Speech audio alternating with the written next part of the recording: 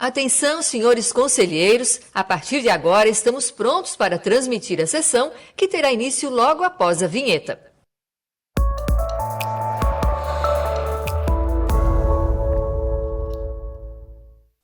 Havendo quórum regimental, declaro aberta a presente sessão ordinária. Presentes os senhores conselheiros Adicélio de Moraes Ferreira Júnior, corregedor-geral, Wilson Rogério Vandal, ouvidor, Luiz Eduardo Xeren, que participa da sessão remotamente, o conselheiro substituto Gerson dos Santos Sica, que atua nessa sessão em substituição ao conselheiro Luiz Roberto Rebs, em usufruto de férias, e o conselheiro Kleber Muniz Gaff, que está designado também para esta sessão, em substituição ao conselheiro Aderson Flores, também usufruindo férias. Registro ainda as presenças do Procurador-Geral de Contas, Diogo Higgenberg, e da conselheira substituta Sabrina Nunes Ioken.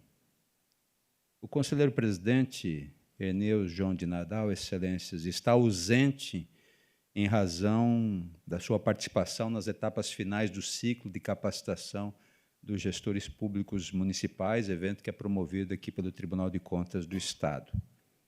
A propósito, a 25ª edição do ciclo está já na sua reta final. No dia de ontem foi realizada a etapa do Planalto Norte, com sede na cidade de Mafra, e hoje é a vez dos gestores municipais do norte do estado, reunidos neste momento na cidade de Joinville. E amanhã, quinta-feira, acontece a última etapa deste ciclo, edição deste ano, com os gestores municipais do Vale do Itajaí, com evento previsto, programado, para acontecer na cidade de Navegantes. Eu lembro a todos que a edição deste ano já contou com a participação de mais de 2.500 pessoas, dentre prefeitos, vice-prefeitos, secretários municipais, vereadores, controladores internos das unidades fiscalizadas, enfim, um grande número de servidores públicos em geral. E o balanço, portanto, de mais esta ação desenvolvida pelo Tribunal de Contas é extremamente positivo, dentro dessa ideia de aproximar o Tribunal de Contas enquanto órgão de controle das unidades fiscalizadas, aumentando a interação com foco, sobretudo, na prevenção.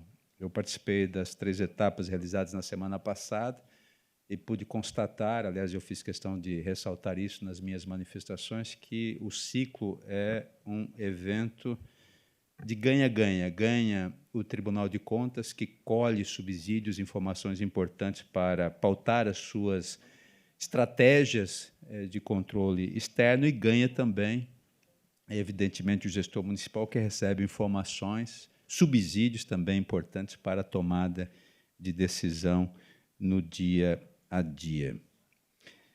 Excelências, esta presidência gostaria também de formular um outro registro, na verdade, trazer também para conhecimento do plenário uma proposta da presidência para envio de um ofício circular.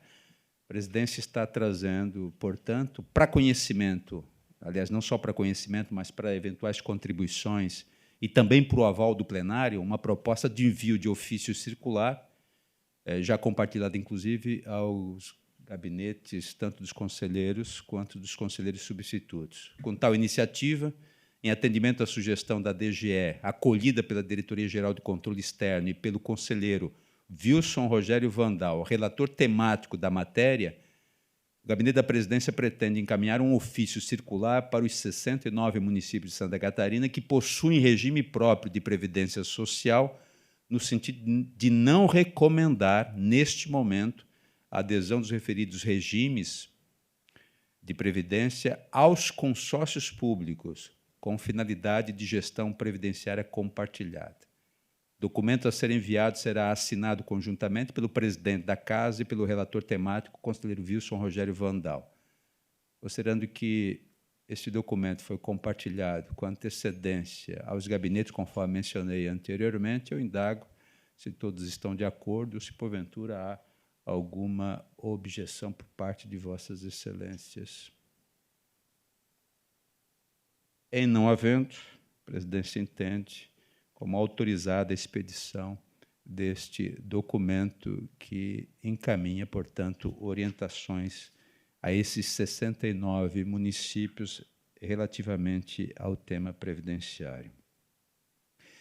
Feitos esses registros, a presidência concede palavra livre a todos os conselheiros para eventuais manifestações iniciais. Em não havendo, passo, portanto, à nossa pauta de hoje. Eu observo, excelências, que não existem processos com pedido de sustentação oral, e, em razão do exercício temporário da presidência, já antecipo que ficam adiados os 3 processos da relatoria deste conselheiro. Chamo a atenção da secretaria para o processo RLA final 0555, denúncia final 0749 e recurso final 8281. O primeiro processo, então, da pauta desta sessão é de relatoria do conselheiro Adicélio de Moraes Ferreira Júnior, da Prefeitura Municipal de Navegantes, uma representação acerca de supostas irregularidades referentes à dispensa de licitação. Conselheiro Adicélio, nosso corregedor, com a palavra.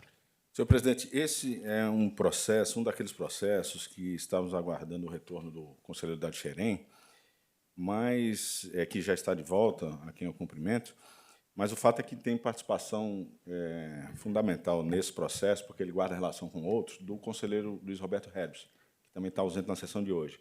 Considerando que ele estará presente na sessão do dia 13 de agosto, eu sugiro e peço o adiamento desse processo para essa sessão do dia 13 de agosto, caso haja concordância de todos. Com a anuência do plenário, fica, portanto, adiado o processo mencionado pelo conselheiro Adicélio para a sessão do próximo dia 13 de agosto. Vossa Excelência, conselheiro Adicélio, permanece com a palavra para relatar processo da Secretaria de Estado da Fazenda, uma inspeção envolvendo proposta de ação de fiscalização para verificar a natureza jurídica das receitas do Fundo Social e de seus antecessores, além do Fundo de Apoio à Manutenção e ao Desenvolvimento da Educação Superior.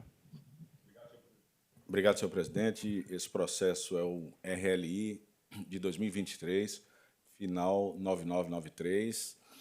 Ele trata de inspeção que, na época, foi por mim autorizada como relator, de acordo com a proposta de ação de fiscalização elaborada pela DGE, Diretoria de Contas de Gestão, e que foi aprovada pelo plenário da Casa, com o objetivo de verificar a natureza jurídica das receitas do Fundo Estadual de Promoção Social e Erradicação da Pobreza, o Fundo Social, e seus antecessores, além do Fundo de Apoio à Manutenção e Desenvolvimento da Educação Superior, o FUNDES, nos últimos 5 anos.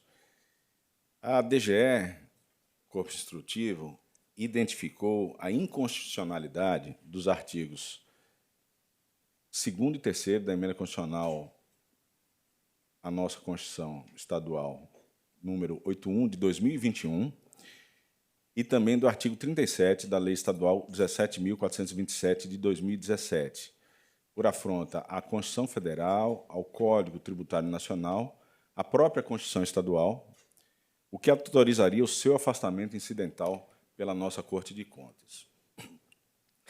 Esse vício terminou resultando na indevida classificação das receitas daqueles fundos mencionados como não tributárias, em desacordo com normas legais e com decisões do Tribunal de Contas do nosso Estado, do Tribunal de Justiça, também do nosso Estado, e também do Supremo Tribunal Federal.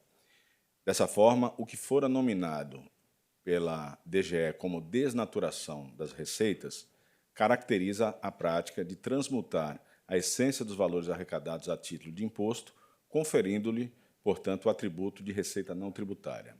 Essa prática termina por afastar a incidência dos percentuais constitucionais de repartição com os municípios e também do repasse aos demais poderes e órgãos constitucionais do nosso Estado, além também de reduzir a base de cálculo dos mínimos constitucionais para a saúde e educação. No período de janeiro de 2019 a fevereiro de 2024, foi apurado o valor de aproximadamente 4 bilhões de reais, referente à arrecadação mediante contribuições vinculadas a benefícios fiscais e ou creditícios. Essa prática resultou no não repasse aos municípios do montante aproximado de R$ 1 bilhão e na exclusão da partilha entre poderes e órgãos estaduais da quantia de R$ 529 milhões aproximadamente, conforme as tabelas que encontram-se disponíveis no nosso voto.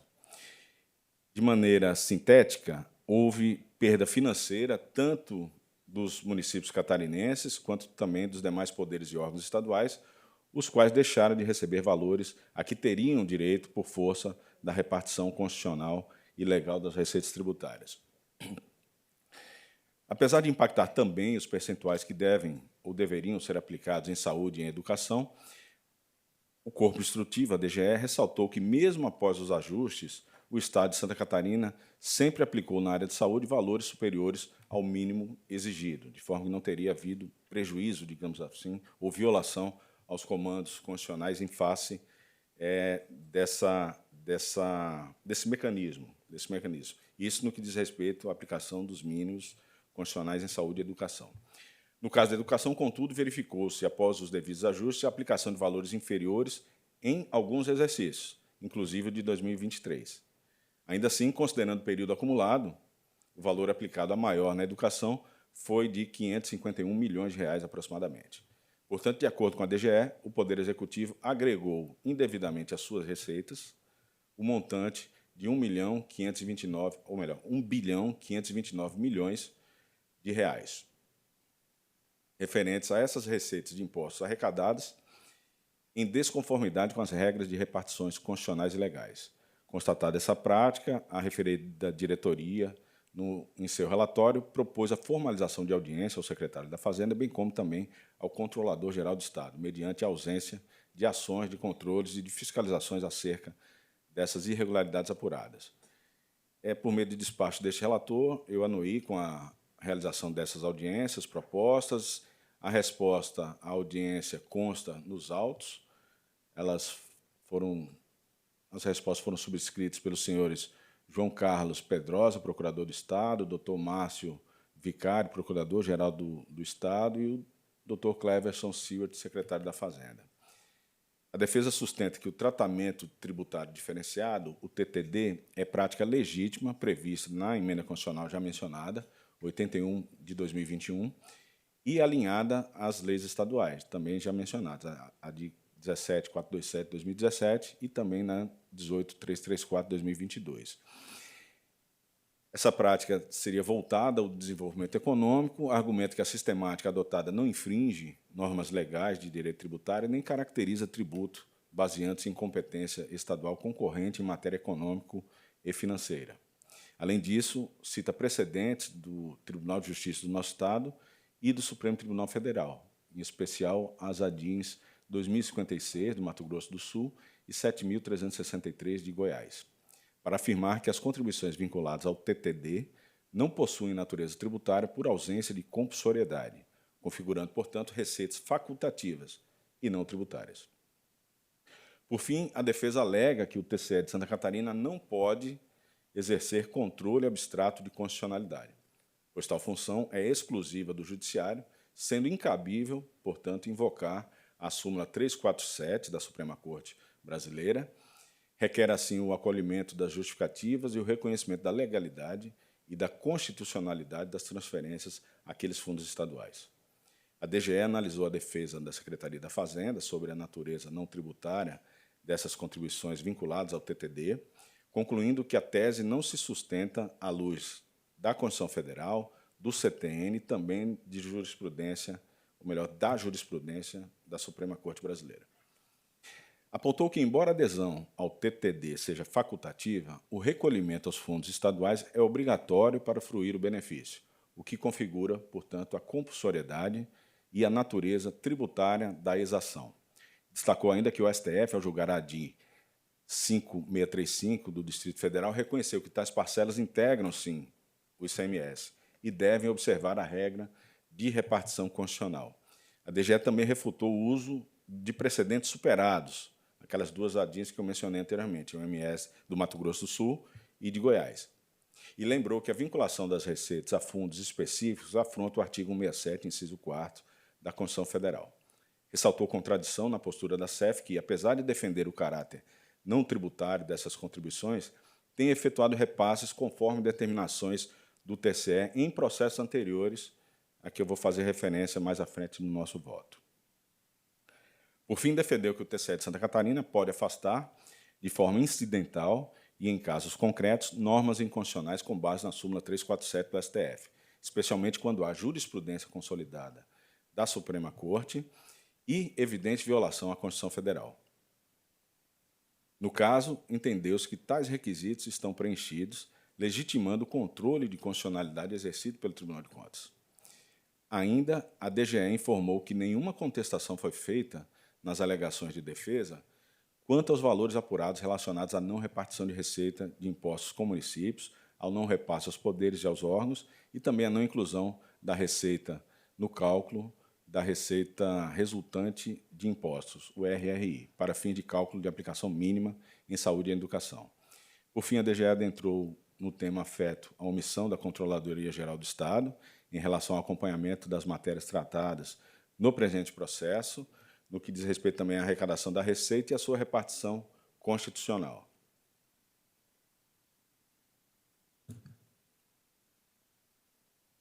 Nesse sentido, a DGE destacou a omissão da CGE quanto ao acompanhamento da arrecadação e de repartição constitucional das receitas. A resposta do órgão reiterou argumentos já analisados, como limitação de pessoal e atuação restrita à análise formal das receitas, sem questionamento da constitucionalidade de normas. Diante disso, a DGE recomendou o fortalecimento dos controles internos, com foco na fiscalização das receitas públicas, visando a melhor alocação de recursos para as demandas sociais.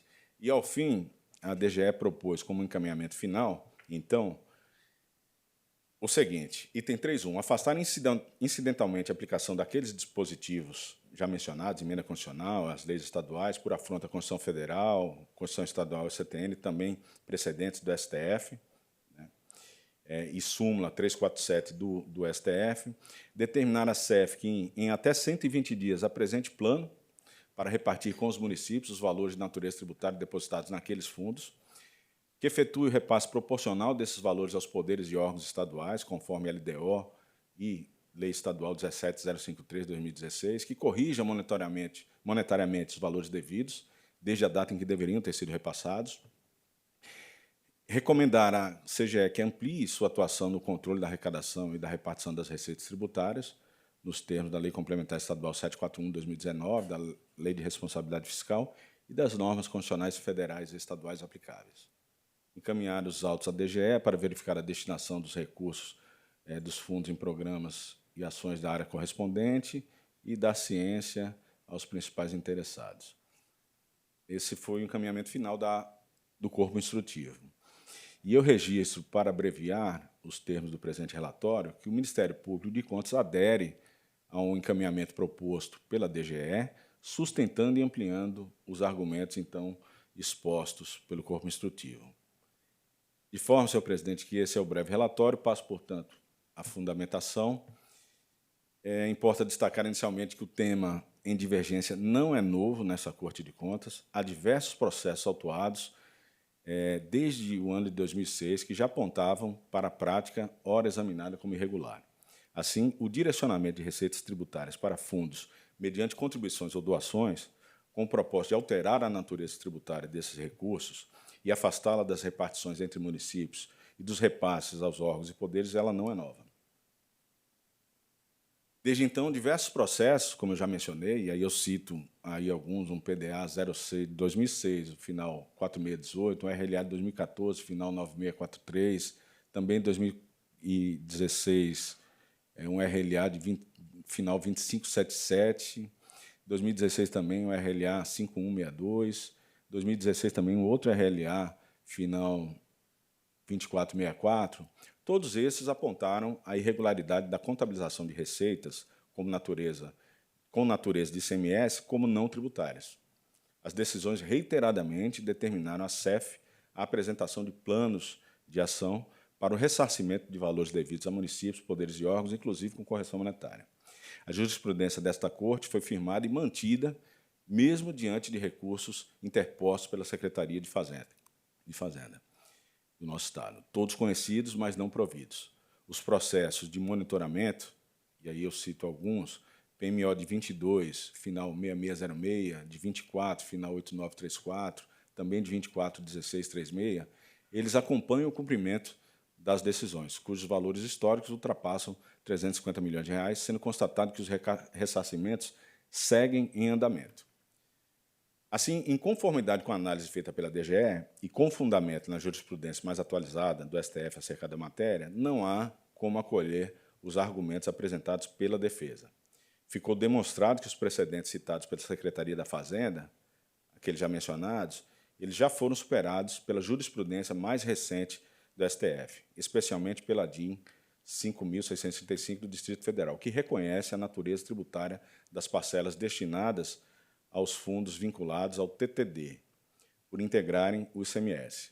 Outras decisões citadas pela defesa são inaplicáveis ao caso.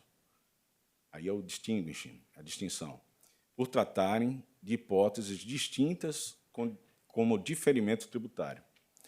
Além disso, evidenciou-se uma contradição da Secretaria da Fazenda, que, embora defenda a legalidade da prática, tem cumprido essas decisões nesses outros processos, que terminaram por considerar irregular e terminaram também por determinar o ressarcimento aos entes federados prejudicados, revelando reconhecimento, ainda que implícito, da impropriedade do mecanismo adotado historicamente. Rechaçou-se também a tese de que os tribunais de contas não podem afastar normas inconstitucionais. A jurisprudência do STF autoriza, assim, o controle incidental de constitucionalidade por essas cortes, em casos concretos, quando houver afronta à Constituição Federal ou à jurisprudência consolidada no Supremo Tribunal Federal, que entendemos que é o presente caso. Quanto à Controladoria Geral do Estado, destacou-se a necessidade de fortalecer sua estrutura e atuação, especialmente na fiscalização da arrecadação e da repartição de receitas, a recorrente prática da Secretaria da Fazenda por quase 2 décadas, como bem demonstra a linha do tempo, e aí no voto tem uma linha do tempo demonstrando os diversos atos questionados pelo Tribunal de Contas e também os processos em que se questionam esses atos. Enfim, essa linha do tempo ela demonstra essa desnaturação reiterada de receitas tributárias que poderia ter sido objeto de atuação preventiva e corretiva pela CGE. Por fim, a DGE alertou que falhas na arrecadação elas comprometem diretamente a execução de políticas públicas, sendo essencial que os órgãos de controle interno e externo atuem com maior rigor sobre esse aspecto das contas públicas que é a receita, dada a sua importância para a sustentabilidade fiscal e social do Estado.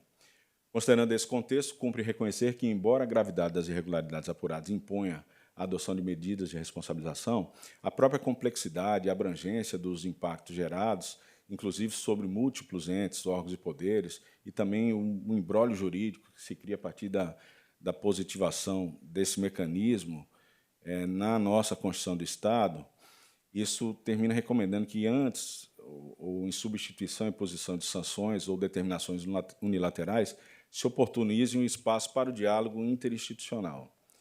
Importa destacar que essa possibilidade se restringe aos valores arrecadados no período de janeiro de 2019, que foi o marco inicial dessa apuração pelo corpo instrutivo, até o momento em que se cesse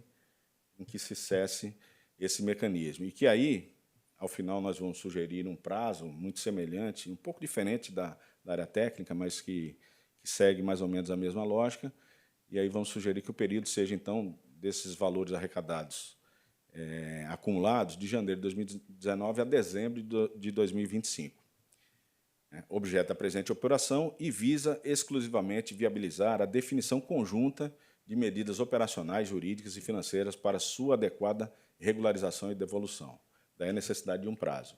Nessa perspectiva, passa-se a proposição de abertura de prazo para tentativa de solução consensual entre as partes interessadas. E aí vai uma pequena diferença de encaminhamento, senhor presidente, deste relator, em relação ao que nós estamos propondo, em relação àquele que foi proposto pela área técnica, que sugeriu um prazo de 120 dias para que o governo, que o executivo do nosso Estado, apresente um plano de ação. Como nós entendemos que esse plano de ação não pode ser algo unilateral, ou que também não fique apenas ao crivo desse tribunal, eu penso que seja importante um diálogo interinstitucional entre o governo executivo e os diversos atores envolvidos nesse processo. E aí isso vai ao encontro da busca pela solução consensual de conflitos. O consensualismo tão defendido ultimamente, não só nas cortes de contas, pela nossa Corte de Contas, mas no sistema, Tribunais de Contas brasileiro, mas também uma prática que vem sendo adotada no STF. E aí eu cito alguns exemplos. Pois bem, trata-se, portanto, de uma providência compatível com a diretriz normativa fixada no artigo 26 da Lei 13.655, de 2018. Isso é importante, essa prática ela tem amparo legal também, não é só apenas uma construção doutrinária ou jurisprudencial. E, segundo esse diploma legal, decisões sobre invalidação de atos administrativos devem considerar as consequências práticas e buscar soluções jurídicas proporcionais, equânimes e eficientes. E eu penso que essas soluções são tanto melhores quanto maior for o debate entre todos os potencialmente envolvidos, sempre que possível. E aí eu faço uma menção à jurisprudência recente do STF, que caminha nesse sentido, e também do TCU, que tem valorizado soluções construídas por meio do diálogo interinstitucional, inclusive em matérias complexas e sensíveis. E aí eu cito recentemente alguns exemplos. A DIN 7.581, de Goiás, onde houve uma desinteligência entre o Tribunal de Contas daquele Estado e a Assembleia Legislativa, em que o ministro André Mendonça estabeleceu-se um prazo para que se buscasse uma solução consensual. A DIN 7.633, prazo para composição entre poderes sobre prorrogação de desoneração da folha de pagamento. A 58 do DF, conciliação sobre omissão legislativa relacionada a precatórios. Enfim, diversas outras que eu trago aqui do STF.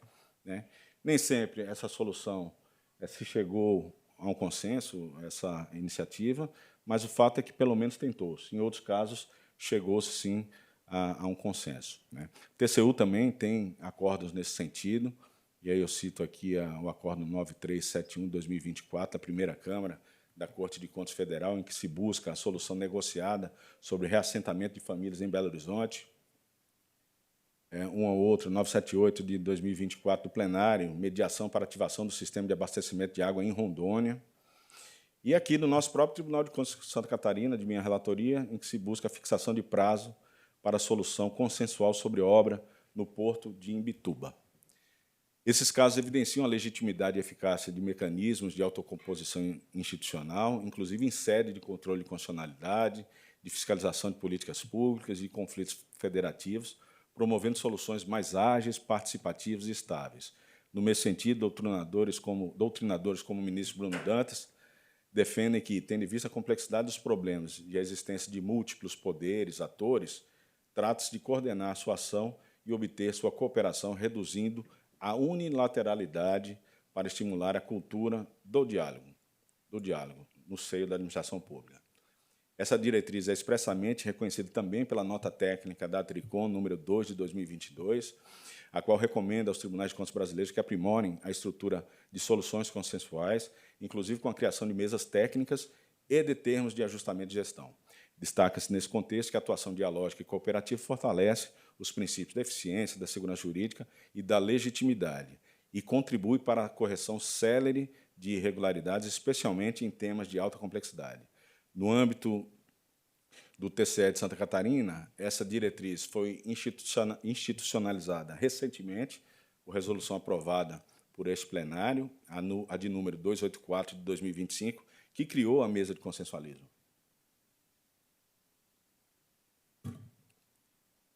Além disso, permitir e incentivar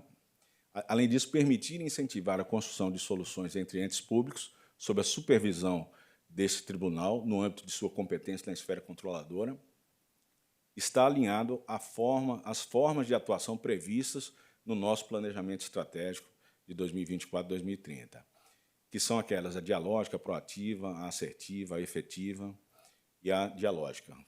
já mencionada.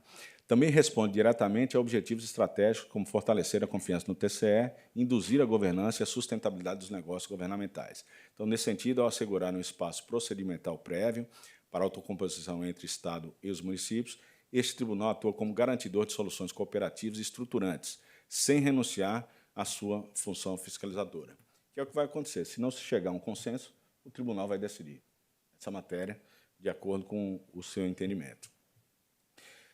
Bom, para viabilizar esse espaço de composição de maneira eficaz, sobretudo diante do elevado número de entes envolvidos, são quase 300 municípios, é necessário que a interlocução entre os municípios seja conduzida de forma articulada e operacional, conforme disposto em documento institucional. A FECAM, Federação de Consórcios, Associações de Municípios e Municípios de Santa Catarina, atuará como entidade promotora do desenvolvimento de ações municipalistas e reunião de entidades e parceiros públicos e privados que atuam na administração dos assuntos de interesse dos nossos municípios. Por essa razão, optou-se por indicar, é uma indicação, como representante institucional dos municípios catarinenses nesse processo de diálogo, justamente a FECAM, conforme previsto em seu estatuto, que define como objetivos centrais a associação, a integração e a representação de seus associados. Artigo 2º, caput do estatuto. A atuação da entidade permite consolidar posições comuns, garantir representatividade legítima e adequada e dar maior fluidez às tratativas, sem comprometer a pluralidade de interesses locais. Além disso, o artigo 8º do seu estatuto assegura também o direito da FECAM de propor medidas que visem atender aos objetivos e aos interesses dos municípios.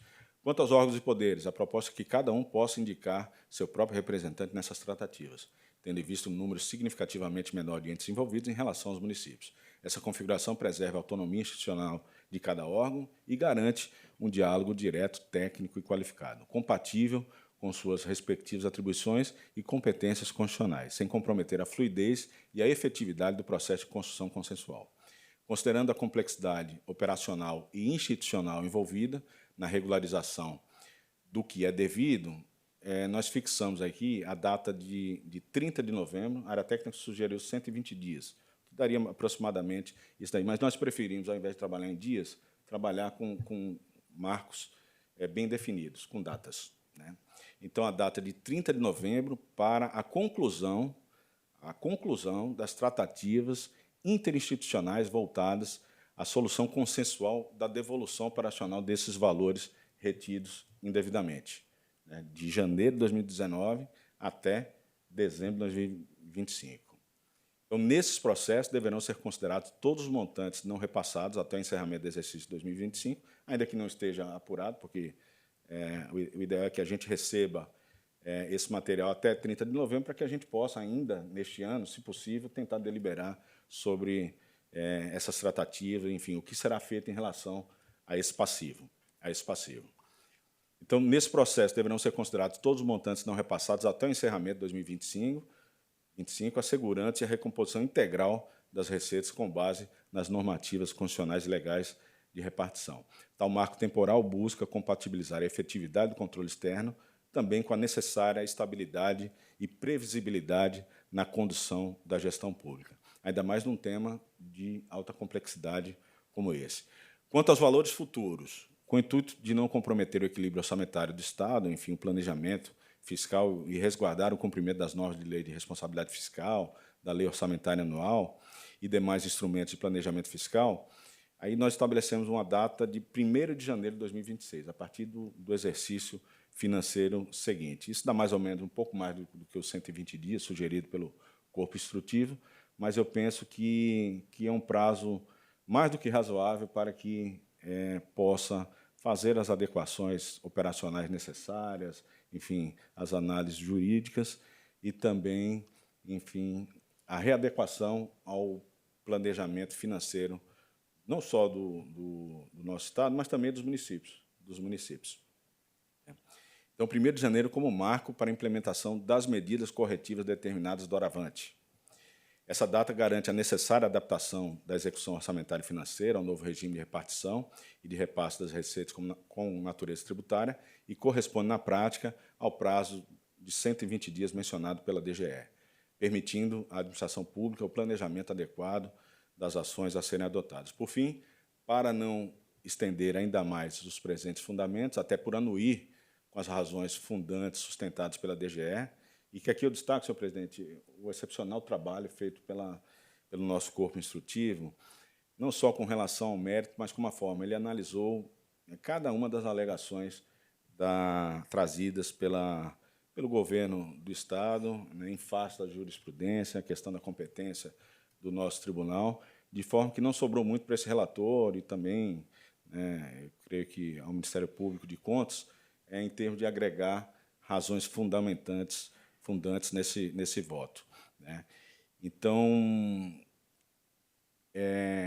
considerando que essas alegações foram recepcionadas, também reforçadas no parecer proferido pelo Ministério Público de Contas, eu passo a proposição de voto, que é basicamente acompanhar o encaminhamento da área técnica, com afastamento incidental da aplicabilidade daquelas normas violadoras, né, devido à incompatibilidade daqueles dispositivos com o ordenamento jurídico, principalmente a Constituição Federal e a própria estadual, em função da desnaturação de receitas com natureza tributárias, né, e determinar na Secretaria da Fazenda, né, que, a partir de 1º de janeiro, promova a correção da irregularidade, né, suspendendo a prática desse mecanismo, né, de forma que passe a repartir essas receitas com os municípios também em relação aos órgãos e poderes.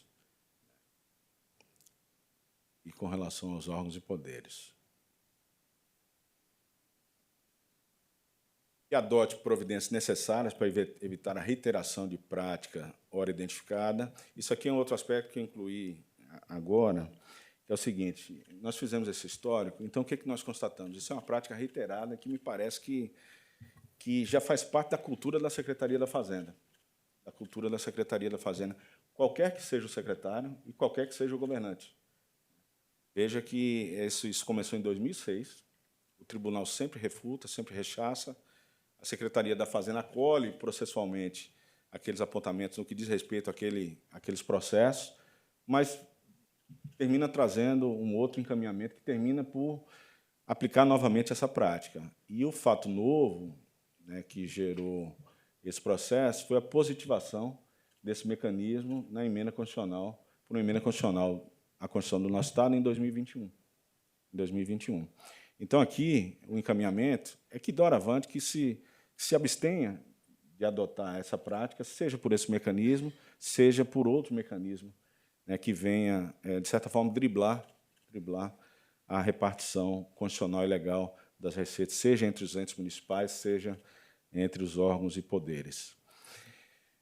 Enfim, 3.3. Determinar, no que se refere ao período de janeiro de 2019 e o encerramento do exercício de 2025, que a Cefaz, a Federação dos Municípios, a FECAM, bem como os órgãos e poderes, promovam até 30 de novembro tratativas interinstitucionais com vistas à regularização e à devolução operacional desse passivo, dos valores devidos, visando o desenvolvimento de um plano de ação consensual que estabeleça os procedimentos e prazos para regularização, para a devolução operacional dos valores devidos e para a prevenção de futuras irregularidades na repartição de receitas, buscando a solução jurídica proporcional, equitativa, eficiente e compatível com os interesses republicanos gerais envolvidos.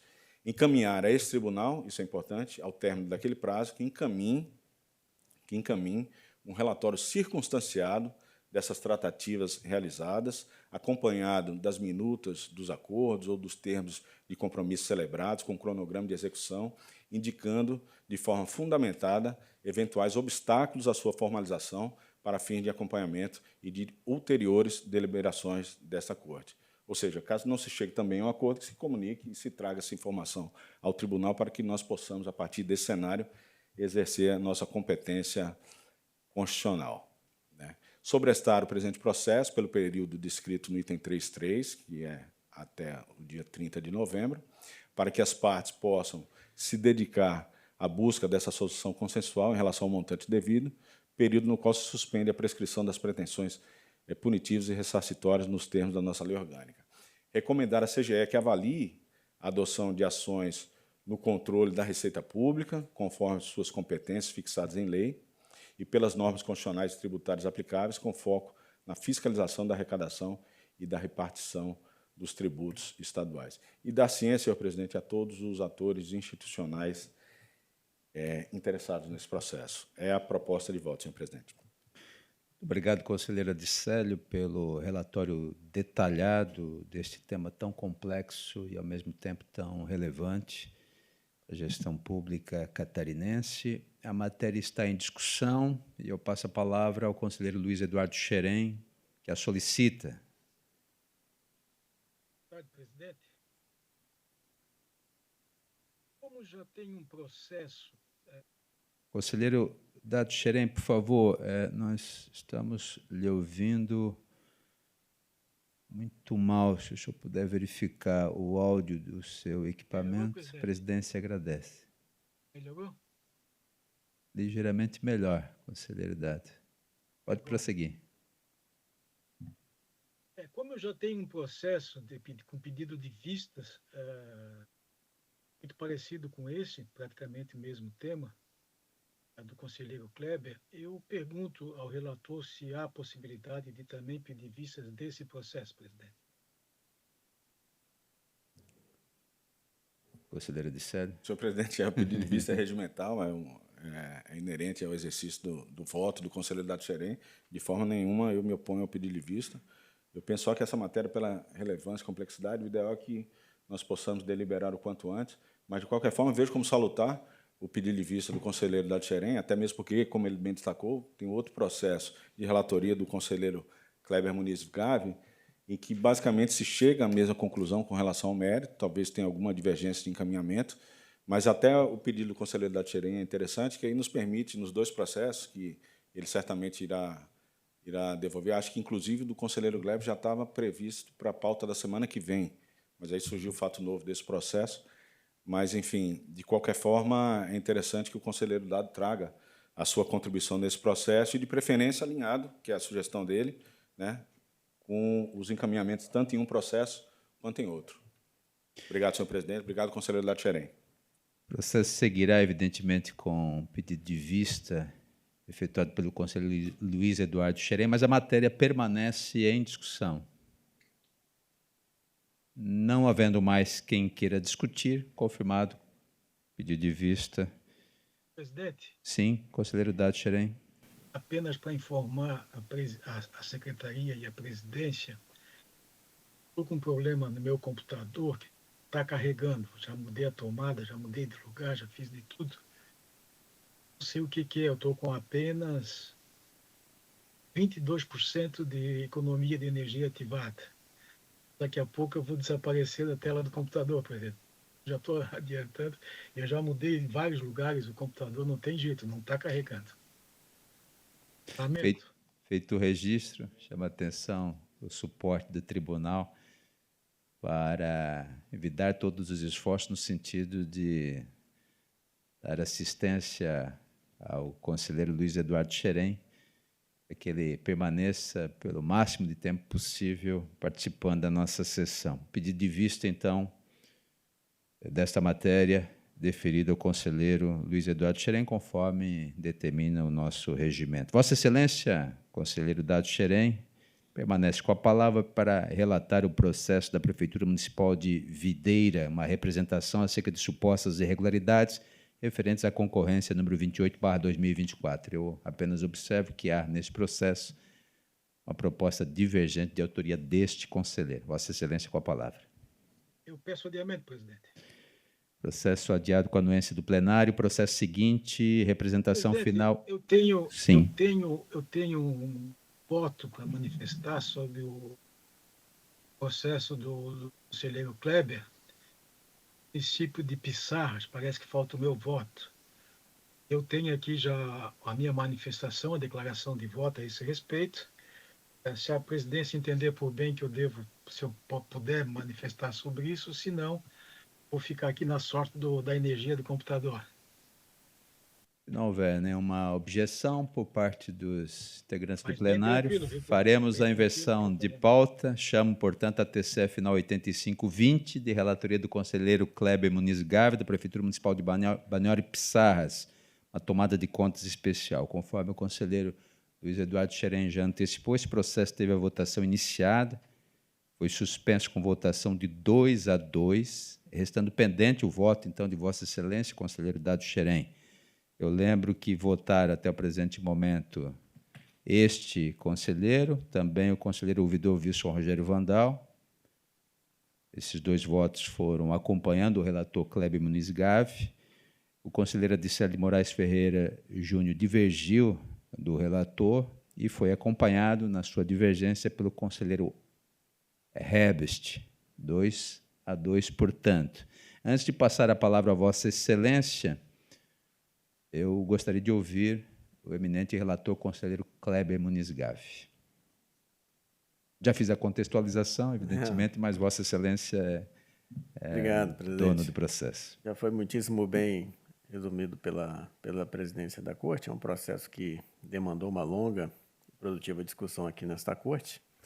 A minha manifestação de voto era pelo encaminhamento do arquivamento do processo, enfim, da incompetência do Tribunal de Contas para análise de questões relacionadas ao uso de recursos federais, também considerando que a mesma denúncia já havia sido encaminhada ao TCU, ao Ministério Público Federal, e, num breve resumo, a manifestação do conselheiro Adicélio, sugerindo a competência concorrente com base no entendimento modernamente firmado pela Tricom e por outros fundamentos de fato e de direito por ele apresentados. Então, matéria já segue em adiantada a votação, restava somente mesmo a manifestação do conselheiro Dado Xerém e poderemos, enfim, encerrar a conclusão deste processo, presidente. Muito obrigado, conselheiro Kleber. Antes de ouvirmos o conselheiro Dado Xerém, queria saber se o conselheiro Adicélio, autor da divergência, tem algo a acrescentar? Não, senhor presidente, acho que eu já falei demais nesse processo. Enfim, a leitura do meu voto foi tanto quanto extenso, então não tenho nada a acrescentar, estou apenas ansioso para ouvir a contribuição do conselheiro Dado Xerém, que tenho certeza que qualquer que seja o resultado será uma grande contribuição. Conselheiro Luiz Eduardo Xerém, estamos todos ansiosos pela sua manifestação. Presidente, eu vou tentar, se cair, o senhor já sabe, né? Eu vou ver quanto é que eu tenho aqui. 19%, vamos lá. Trata-se de voto de desempate nos autos do processo de final 85-20 da Prefeitura Bonário e Pissarras, referente à tomada de conta especial instaurada pela unidade em face de irregularidades apuradas no termo aditivo 1 de 2012 e 11 de 9 de 2012 no contrato 117 de 2012, de 3 de setembro do mesmo ano. Processo licitatório, modalidade de dispensa de licitação, serviço de engenharia, recuperação da faixa de areia. Segundo apurado pela tomada de conta especial enviada a este tribunal, foi constatada uma ocorrência de dano erário no valor de aproximadamente 1.487 milhões, ocasionado pelo ex-prefeito, pelo ex-secretário e fazenda e pela empresa Rod Nielsen do Brasil Dragagem, com 78% do valor supracitado era proveniente de convênio celebrado com o Ministério da Integração e 21% do Fundo Municipal. Relatório conclusivo entendeu que o procedimento do Tribunal de Contas Especial deveria ser remetido ao Tribunal de Contas de Santa Catarina, a tomada de conta especial, desculpa. Preliminarmente, verifico que os presentes autos tramitaram desde sua atuação em 2016 e as irregularidades em que seria objeto de débito certamente já estão abrangidas pela prescrição da pretensão punitiva e ressarcitória deste tribunal, uma vez conforme atestou o relatório, o referido termo aditivo foi anulado em 2013 por decisão administrativa, procedimento administrativo que culminou com a nulidade do termo aditivo. Desta forma, considerando que a tomada de conta especial foi autuada em 2016 e desde então não foi identificada nenhuma causa interruptiva ou suspensiva de contagem de prazo quinquenal, no termos da Lei Complementar 23, cabe reconhecer a prescrição da pretensão punitiva e ressarcitória do Tribunal quanto a esses fatos. A DCG e o MP de Contas se posicionaram pelo não conhecimento, por considerar que as razões do recurso que custearam as obras foram em maiorias federais, competência do TCU. Isto feito, cabe delinear que o presente processo tomou importância pelo debate que está sendo travado nesses autos já durante alguns anos. Trata-se de competência desse tribunal para fiscalizar seus atos administrativos, uma vez que se trata de recurso de origem majoritariamente federal, o que, historicamente, fundamentou a interpretação e de que isso arrasta a competência para a União, o TCU, afastando a do nosso tribunal. O conselheiro Adisseri, em síntese, defende, como já fizeram nos autos do processo de final 8607, que o tribunal exerça a competência constitucional fiscalizatória, atuando o processado essas prestações de tomada de contas especiais de recursos passados pela União aos municípios, via transferências especiais, ainda que majoritariamente os recursos sejam de competência dos recursos federais. Salienta que o Tribunal de Contas é signatário do termo de cooperação técnica com os membros dos tribunais do Brasil, a Tricom e o TCU, com finalidade de definir diretrizes para a atuação dos tribunais de contas no caso de competência concorrente.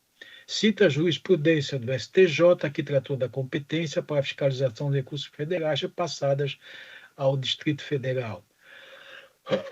O conselheiro relator, auditor substituto e conselheiro Kleber Gavi, propôs o arquivamento dos autos com base em jurisprudência do próprio tribunal, que orienta nesse sentido quando os possíveis recursos passados são majoritariamente federais. Ainda assim, reconhece que não se trata de hipótese de incompetência absoluta deste tribunal.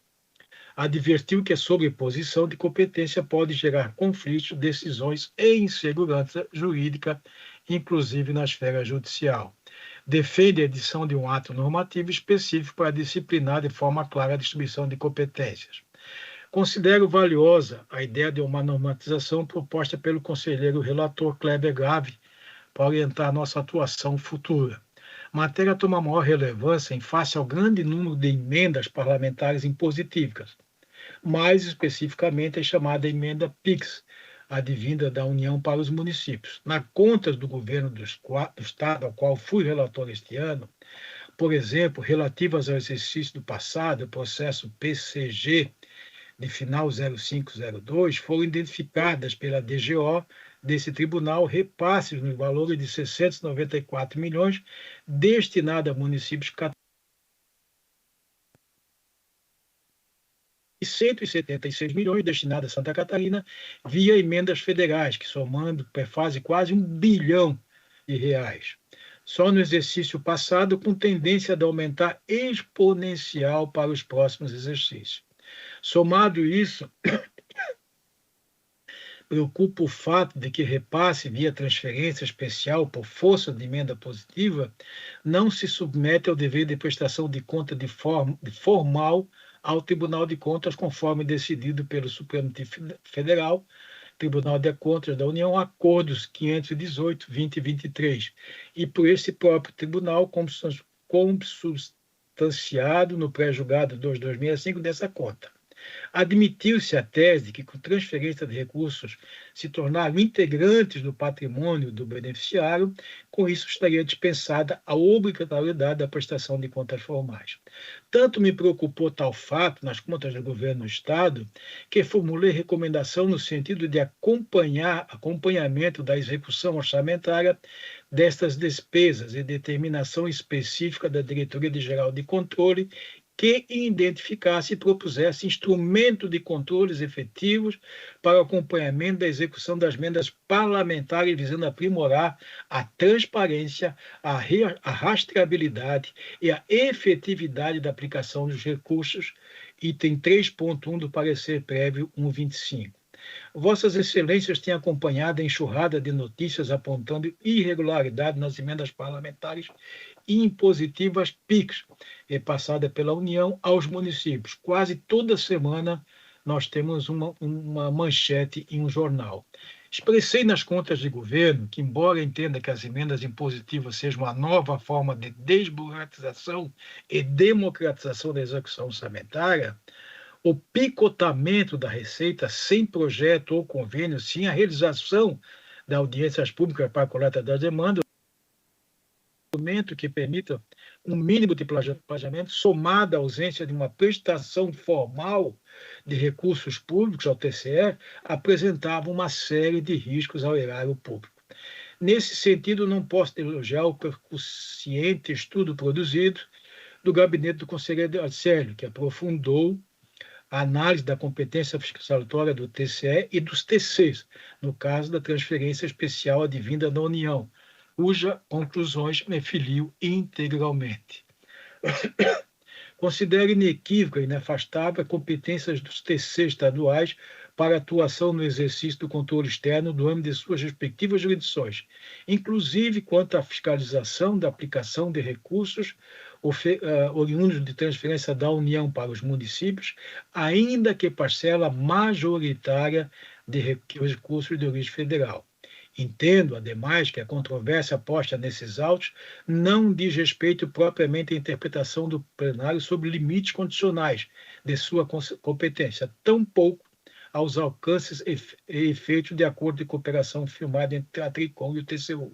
O cerne da discussão, em verdade, senhores, consiste em deliberar se esse tribunal deve ou não exercer de modo efetivo essa competência própria e legítima diante do cenário normativo e institucional vigente. Ao meu sentir, há dificuldades operacionais de várias ordens a serem enfrentadas na fiscalização desses repasses, que não foram abordados nesses autos. Trata-se, portanto, de uma decisão administrativa da Casa em que deve ser ouvido, em primeiro lugar, a Diretoria de Controles Externos, e não somente a Diretoria de Contas de Gestão, opinando sobre a questão pontual da competência. Não vejo como adequado que, após anos de discussão, seja este voto de desempate nesse processo em particular que vá determinar o caminho a ser seguido pelo tribunal daqui para frente no exame da matéria. Penso, a título de sugestão, que Santa Catarina poderia, apesar da ausência do dever formal da prestação de contas aos TCE, de transferências especiais de emendas impositivas, disciplinar a formalização de uma prestação de contas menos formal, a exemplo do que existe atualmente de convênios simplificados e decreto. Talvez, se formulássemos uma recomendação nesse sentido, Santa Catarina daria o exemplo para o resto do Brasil, e, no caso de emendas impositivas estaduais, imporia o dever de prestação de contas formal ao TCE.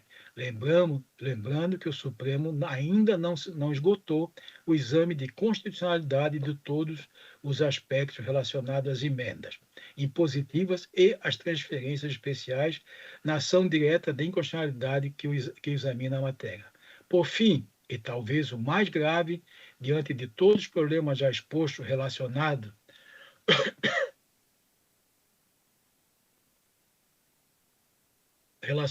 à execução e à fiscalização das transferências especiais da União a estados e municípios, caso os tribunais constitucionais optem por se omitir e deixe de colaborar com o TCU no exercício do controle, aí sim estaremos diante de um verdadeiro risco.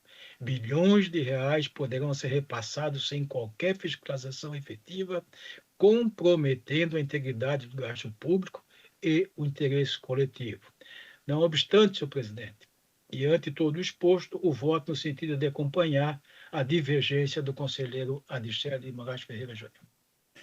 Muito obrigado, conselheiro Luiz Eduardo Xerém. Concluída, portanto, a votação, finalmente apregou o resultado por 3 votos a 2. Fica, portanto, aprovado o voto divergente apresentado pelo conselheiro corregedor Adcélio de Moraes Ferreira Júnior. Processo seguinte, representação final 3531, de relatoria do conselheiro Gerson dos Santos Sica, da Prefeitura Municipal de Garopaba. Uma representação, conselheiro Sica, acerca de supostas irregularidades referentes à dispensa de licitação realizada pelo município de Garopaba para a elaboração do plano diretor daquela cidade. Vossa Excelência está com a palavra. Presidente, este é o processo que o conselheiro Adcélio deve ter feito referência, né? Se não me engano. Exato. Então, razão disso, da identidade da matéria, similaridade, eu vou pedir o adiamento também para a sessão do dia 13 de agosto, para que possam ser discutidos, né, na mesma sessão. Processo adiado com a anuência do plenário. Vossa Excelência, conselheiro Sica, permanece com a palavra para relatar a representação final 0104 da Prefeitura de Xanxerê. A representação acerca de supostas irregularidades referentes a um pregão eletrônico. Senhor presidente, este processo envolve, então, a representação relacionada à contratação de empresa especializada para a prestação de serviços de segurança e medicina do trabalho, incluindo a realização de exames médicos admissionais, periódicos e demissionais, avaliações médicas e ocupacionais, análise técnica e laudos e atestados, medições e outros serviços para atender questões relacionadas à saúde e segurança ocupacional dos servidores municipais. Foi feita a análise pela área técnica, acompanhada pelo Ministério Público, e a representação não alcançou os critérios de seletividade. Então, em razão disso, a proposta é determinar o arquivamento da representação, considerando prejudicada a análise do pedido cautelar formulado com recomendação à Prefeitura de Xanxerê. Considere, além das impugnações, a Resolução CONFEA 1007 de 2003, na apuração da necessidade de modificação digital, conforme item 2.4 do relatório. Dar ciência. Obrigado, conselheiro Sica. A matéria está em discussão. Não havendo quem queira discutir, passemos à votação. Como voto, conselheiro corregedor Adicélio. Eu acompanho o relator, senhor presidente. Como voto, conselheiro ouvidor Wilson Rogério Vandal. Com o relator. Conselheiro Luiz Eduardo Xerém, como vota. Relator, presidente. Conselheiro Kleber Muniz Gave. Relator.